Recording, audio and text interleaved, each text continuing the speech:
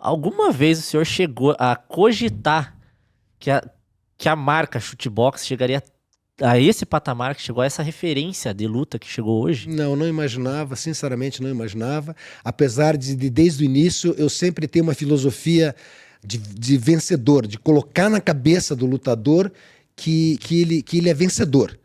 A nossa filosofia é de vencer. Então, sempre que a gente ia numa competição, aquele negócio que existe no mundo que fala assim, que o importante é competir, para nós não servia. Sim. Para nós tem que vencer, sabe? Era o lema, né? Era o lema, era o lema da academia. da Era o lema da escola. Então, quando o cara vai, até hoje, então quando ele vai para uma luta, ele vai para vencer mesmo, não vai só para participar, não. E o currículo que o senhor tem hoje é impressionante, né? Dificilmente a gente vai ver um mestre, alguém, um profissional chegar com esse currículo que o senhor tem hoje. Se a gente parar para pensar, é Vanderlei Silva, Chris Cyborg, Fabrício Verdun, os Irmãos Ruas, São Murilo vários. Ninja, E você não me Shogun. permite eu te falar uma coisa também que eu não esperava, que aconteceu. Fui também corner de duas pessoas que eu admirava demais. Ele era nosso inimigo, depois acabou sendo muito amigo, que é o Kazushi Sakuraba. Sakuraba. O Sakuraba, que era o herói do Japão, batia em todos os brasileiros, até que nós fomos lá e o Vanderlei mandou ele pro hospital 2 vezes. As Duas vezes ele foi pro hospital. E depois se tornou amigo, e eu me tornei, depois 2 lutas eu fui corner dele. Eu jamais imaginava isso. E outro foi uma lenda da trocação, que é o Peter Hertz. Peter Hertz. No primeiro MMA que ele fez na vida, eu também fui corner dele. Então tive essa grande oportunidade de ter também, fora os meus atletas, de ter tido essa experiência com esses 2 grandes aí das lutas. Mestre, uma dúvida que eu sempre tive. Essa aproximação do Pride com a Chutebox naquela época, como que aconteceu? Assim, um evento japonês gigantesco, lá do outro lado do mundo. Como que aconteceu essa aproximação da Chutebox com eles, assim, mestre? Começou com o Vanderlei Silva, né? E o Vanderlei, ele foi extremamente importante dentro ele está eternizado dentro da nossa equipe, porque ele mostrava o seu trabalho, e daí sempre na entrevista ele falava, não, tem muito mal, nosso time tem mais gente. Ele trazia o restante da equipe, ele ajudou né? muito, ele trouxe o restante da equipe, falando, olha, tem mais gente aí muito boa. Então ele foi assim extremamente importante para nós no Pride, para a academia, ele dando oportunidade para os outros também, né? A palavra dele pesava bastante. Eu inclusive, sim, eu posso falar com toda a sinceridade que a primeira vez que eu ouvi falar na época Vale Tudo, né, mestre? Na época não era o MMA, era meio Vale Tudo. Não sou tão novinho assim, né? Então, foi uma fita que eu peguei de VHS do Vanderlei Silva com o Rampage Jackson. Que eu acho que, se não me engano, foi a que ele ficou pendurado ainda. Ficou pendurado nas cordas. Ali eu me apaixonei pequeno, eu me apaixonei pelo esporte, achei maravilhoso, nunca mais parei.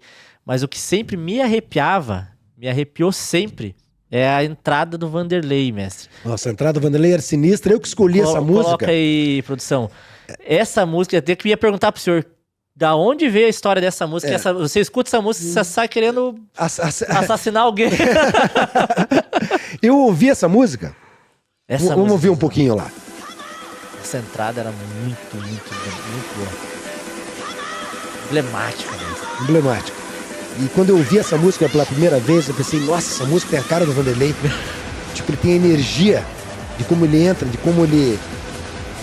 E a música pegou pra ele mesmo. Ele, quando nós fomos dar uma volta perto do Parque Barigui, eu falei, vou te mostrar uma música que vai ser a tua música. E ele gostou também no ato. Essa entrada eu acho esses eventos são gigantescos no Japão. A estrutura é fantástica, né? Foi uma época memorável mesmo. Tá ali o Vanderlei entrando com a música ali. Já levantando a adrenalina já. Nossa senhora. Até hoje eu escuto essa música, eu falo, nossa, essa música parece que realmente é a cara do Vanderlei entrando. É verdade. Escuta ela, eu vejo ele entrando. Até Vejo ele desse jeito, assim, ó, com a mãozinha assim. Com a mão aquecendo os punhos.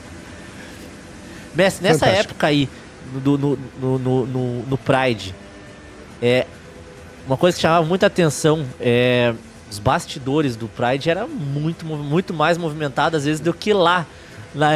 É porque eles faziam o seguinte, eles colocavam os japoneses nos vestiários lá e ficava um cara lá quietinho filmando no canto, chegava uma hora que você nem lembrava mais que o cara tava ali, sabe?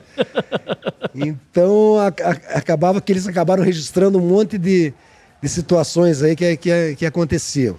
E também houve bastante aquela rivalidade lá entre as equipes brasileiras, né?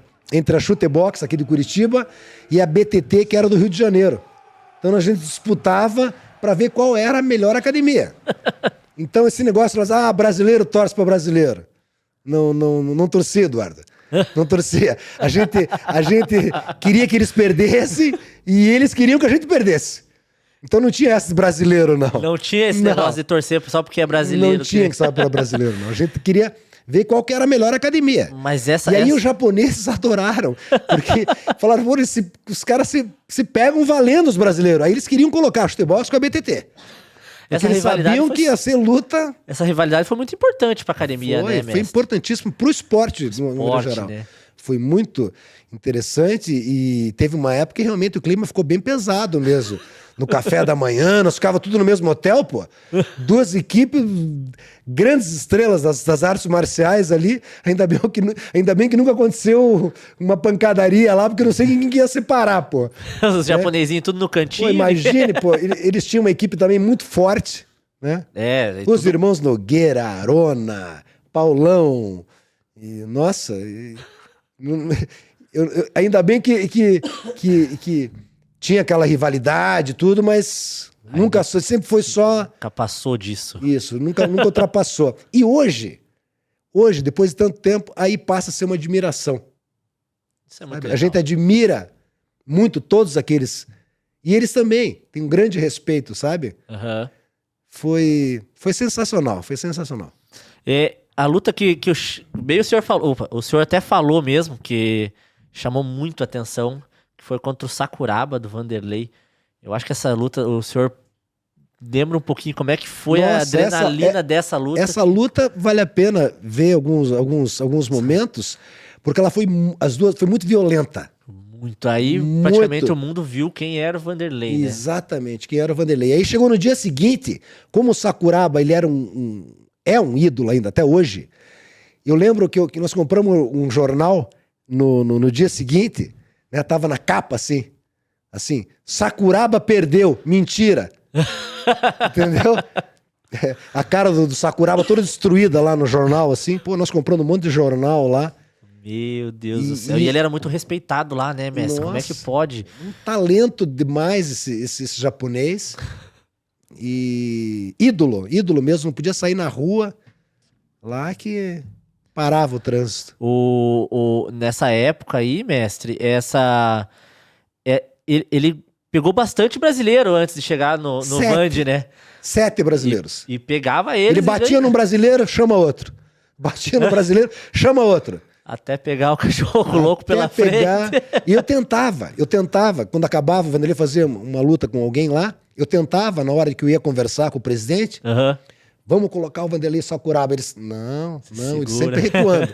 Aí chegou um momento que não tinha mais como adiar e teve que ser feita essa luta.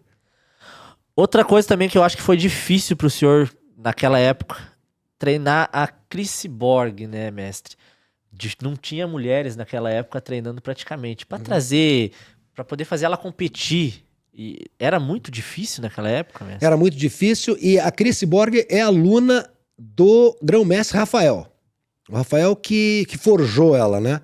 Eu sempre estive acompanhando como um gestor de todo o treinamento ali, né? Chegou uma época que o Rafael não quis mais competir, falou, quero ser técnico. E aí, o trabalho dele, eu gostava tanto que ele foi assumindo também esse papel junto na equipe ali. Então ela era aluna do grão-mestre Rafael Cordeiro. Rafael Cordeiro. Aí não tinha muitas mulheres para treinar. E ela queria treinar com os homens. Nossa. Com os homens. Então tinha um andar inferior e um andar de cima. O time principal treinava na parte de cima. Então a gente chegava, ó, vocês aqui, tal, desce. Quando eu falava pra ela descer, ela ficava braba. Ela queria ficar lá em cima, junto com só tinha monstro ali, só. Com os grandes da os academia. grandes. E assim que ela foi forjada. Eu vi, não vou citar quem, mas ela já nocauteou em treinamento. Sabe? Não foi uma pessoa, foi mais de uma. Vários lutadores aí. Vários tomaram atraso da Chris Borg. Sabe? Se imagine. E eu tenho tanto orgulho dela até hoje. Ela tem uma tatuagem aqui na panturrilha. Então, cada vez que ela luta, ela como levasse a academia junto com ela. Sempre a academia com ela, né? Mas Sempre. eu acho muito legal esse tipo de gratidão, né? Pela escola Shootbox. Começou tudo ali, né? É verdade. Por mais que cada um foi para um canto, a essência tem que trazer sempre, né, mestre? Falou tudo, ela sempre lembra disso, né? E apesar de ela estar nos Estados Unidos e não ter hoje um técnico da nossa equipe lá, sempre que ela luta, ela também representa a nossa academia. Com certeza. Nossa Senhora, aqui.